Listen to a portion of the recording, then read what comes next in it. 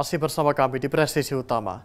Untuk mengetahui pantauan arus lalu lintas sore hari ini di sejumlah daerah, berikut laporan Brigadir Susan, petugas NTMC Korlantas Polri. Halo, selamat sore pemirsa, kami informasikan kondisi lalu lintas terkini melalui CCTV dari NTMC Korlantas Polri. Untuk lokasi yang pertama saya ajak kita pantau di Jembatan Layang Mampang, Jakarta Selatan.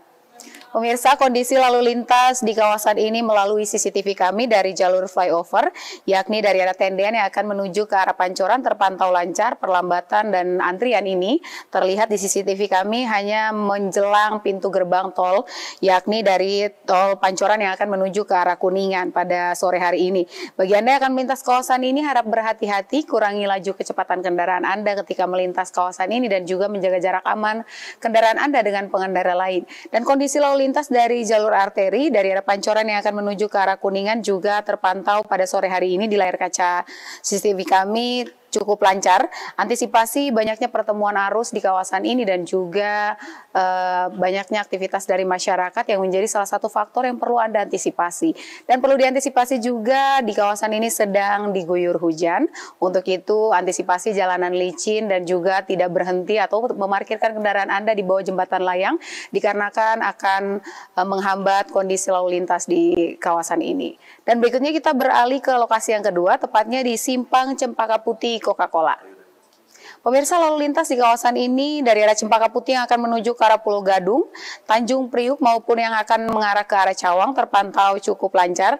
Perlambatan dan antrian ini terjadi hanya menjelang traffic light saja, berkisar 100 meter di belakang traffic light. Bagi Anda yang akan melintas kawasan ini harap berhati-hati dan selalu berhenti di belakang garis stop dikarenakan ada hak bagi para pejalan kaki di kawasan ini. Dan berikutnya kondisi lalu lintas dari arah sebaliknya juga masih relatif lancar. Dan di lokasi yang ketiga, saya ajak kita pantau di Malioboro, Yogyakarta. Pemirsa, lalu lintas di kawasan ini dari Jalan Abu Bakar Ali yang akan menuju ke arah Keraton Jogja maupun yang akan menuju ke arah Pasar Kembang terpantau cukup kondusif lancar pada sore hari ini. Antisipasi banyaknya aktivitas dari masyarakat yang melintas atau yang berlalu lalang di kawasan ini yang menjadi salah satu faktor yang perlu Anda antisipasi ketika Anda akan melintas kawasan ini dan juga sering dilintasi oleh kendaraan-kendaraan tradisional yang menjadi salah satu faktor terjadinya perlambatan kecepatan kendaraan di kawasan ini. Dan berikutnya kita beralih ke lokasi yang terakhir, tepatnya di Mall Citowaru, Surabaya, Jawa Timur. Pemirsa, lalu lintas di kawasan ini terpantau melalui CCTV kami dari arah Sidoarjo yang akan menuju ke arah Surabaya melalui Jalan Ahmad Yani terpantau lancar.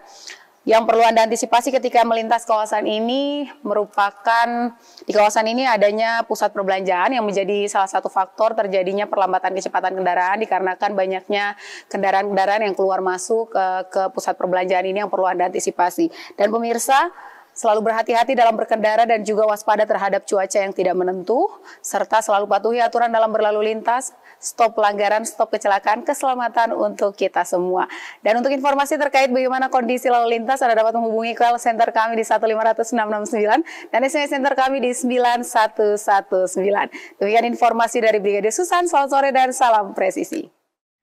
Pemirsa, dalam rangka 35 tahun pengabdian alumni Akpol 1990 Batalion Dira Berata, dilakukan bakti sosial yang berlangsung di Polres Kutai Kartanegara pada Rabu pagi.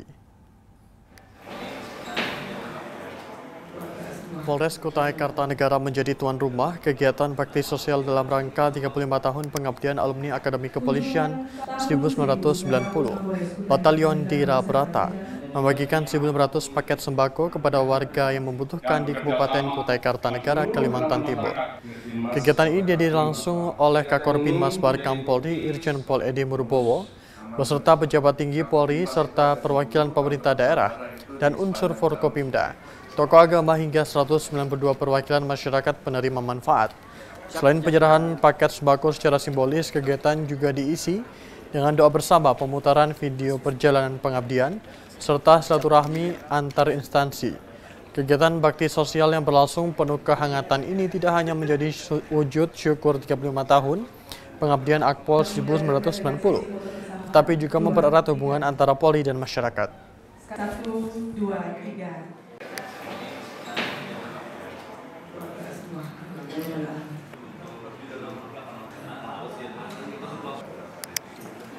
Kunjungan tahun 1900 Kapolres Kutai Kartanegara beserta jajaran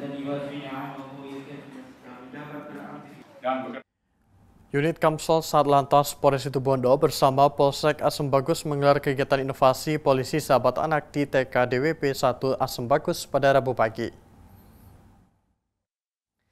Rangkaian kegiatan diawali dengan penyambutan oleh para siswa, dilanjutkan sambutan dari Kepala TK DWP 1 Asem Bagus.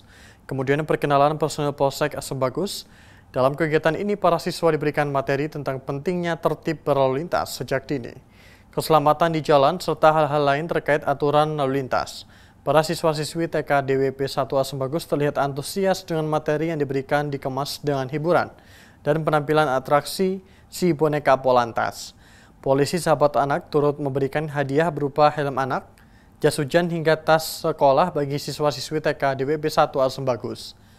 Melalui program Polisi Sahabat Anak, Satlantas Polres Situbondo berharap dapat menanamkan budaya tertib berlalu lintas sejak usia dini, sehingga generasi penerus mampu menjadi pelopor keselamatan di jalan raya.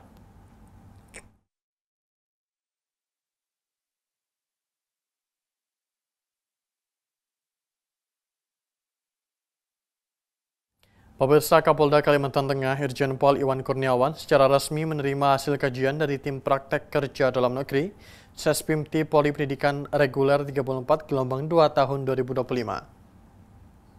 Pemirsa, Kapolda Kalimantan Tengah Irjen Pol Iwan Kurniawan SIK MSI melaksanakan penyerahan laporan hasil praktek kerja dalam negeri peserta didik Sespimti Polri Pendidikan Reguler ke-34 Gelombang 2 tahun anggaran 2025. Kegiatan yang diisi dengan berbagai kegiatan dirancang untuk meningkatkan kemampuan manajerial, kepemimpinan, dan pemahaman tentang tugas-tugas kepolisian di tingkat strategis. Dengan bekal ilmu dan pengalaman yang diperoleh selama kegiatan, para peserta diharapkan dapat menjadi pemimpin yang profesional serta dicintai oleh masyarakat. Dan berikut liputan selengkapnya.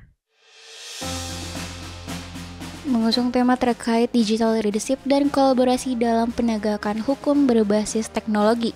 Penyerahan hasil kajian tersebut diserahkan oleh Ketua Tim Praktek Kerja Dalam Negeri PKDN Pokja 6 Sespimti Polri, Irjen Pol Abioso Seno Aji kepada Kapolda Kalimantan Tengah Irjen Pol Iwan Kurniawan di Polda Kalimantan Tengah. Kegiatan tersebut turut dihadiri oleh sejumlah Polda Kalimantan Tengah serta 7 peserta didik Pokja 6 PKDN Sespimti Polri. Kapolda Kalimantan Tengah Irjen Pol Iwan Kurniawan mengapresiasi atas kajian yang disampaikan oleh Tim Praktek Kerja Dalam Negeri yang mengusung judul tema mewujudkan digital leadership dan kolaborasi guna menegakkan supremasi hukum. Kapolda Kalimantan Tengah Irjen Pol Iwan Kurniawan mengatakan hasil kajian tersebut sangat relevan dengan kebutuhan penegakan hukum di era digital saat ini. Selain itu, ia menyebutkan bahwa judul turunan dari kajian tersebut adalah penguatan strategi untuk digital leadership dan kolaborasi dalam mendukung penegakan hukum berbasis teknologi untuk mewujudkan keadilan dan kepastian hukum. Ia menekankan pentingnya penerapan teknologi dalam penegakan hukum yang efektif, efisien, dan memberikan rasa keadilan bagi masyarakat. Kapolda Kalimantan Tengah Irjen Pol Iwan Kurniawan berharap hasil kajian ini dapat segera diimplementasikan dengan baik khususnya di wilayah Kalimantan Tengah.